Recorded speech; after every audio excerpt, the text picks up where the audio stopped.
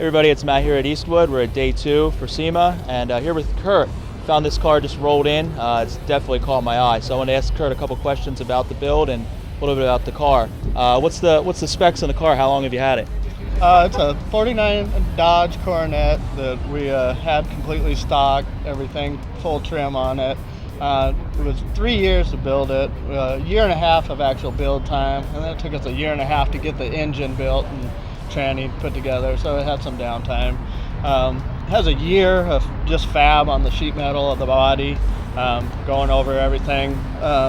52 bug headlights, bug snowflake taillights, the chop top, 4-inch front chop top, 4.5 in the back. The back fenders have been raised up to fit a 29-inch tall white wall. The body's been cut off to the doors. The whole rockers put up under the doors. The full front face remade, handmade. It sounds, the big question that's coming for everybody, it seems like, is it going to stay like this? Is it going to stay bare metal, or are you going to paint it, or what's the plans for the exterior? Yeah, the customer I built it for, kind of when they started building it and he's seeing what I was doing to it, he kind of liked to see all the lines, all the cuts in it, and you could actually look at it and see what was actually done to it. So at that point, he thought he never wanted to paint it, and he's let's leave it. So when somebody walks up, they can say, oh, he chopped it. Look, he chopped it here. He added a section here, put a section there. So you can actually see what was done to it in the metalwork. And since I don't paint, I'm a metal fabricator. I like to be able to see what I've done and right. not ruin it with some painter. No.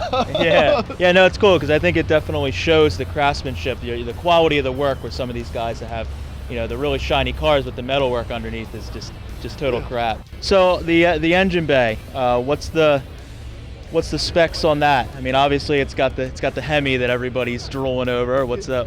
That's a 331 Hemi out of a 52 Chrysler 300.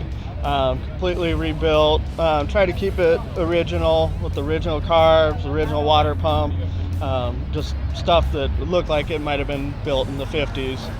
It's got a 727 tranny with a hotheads adapter. Move the firewall back 6 inches. Move the motor back.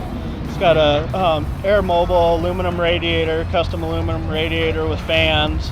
They also built the air tank for me. It's gonna do all the air ride and the air brake setup.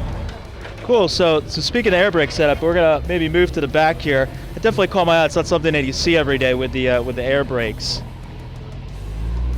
It's got a master cylinder, like a standard automotive master cylinder, and it's hooked to a air brake cylinder off of like a big rig. And then it'll have on the brake pedal air brake actuator that'll actuate the pressure to the air brake cylinder, which will apply the master cylinder. That way you can mount the master cylinder anywhere in the car, adjust it by air pressure. Bob at Power Brake Services made that setup, and it's gonna work pretty neat for us, kind of. That way we can put the master cylinder back here, get it off the firewall and whatnot. Yeah, it definitely cleans it up, and I think it makes a lot of people scratch their head when they first saw it. I know I definitely did. So cool, I really appreciate letting us check it out, and definitely going to watch the build. What's your site so we can watch some more pictures? Autocorecustoms.com. I got a full build up on it. From start to finish, you can see it stocked to where it is now. So. Awesome. Well, thanks again. We appreciate it. Thank you.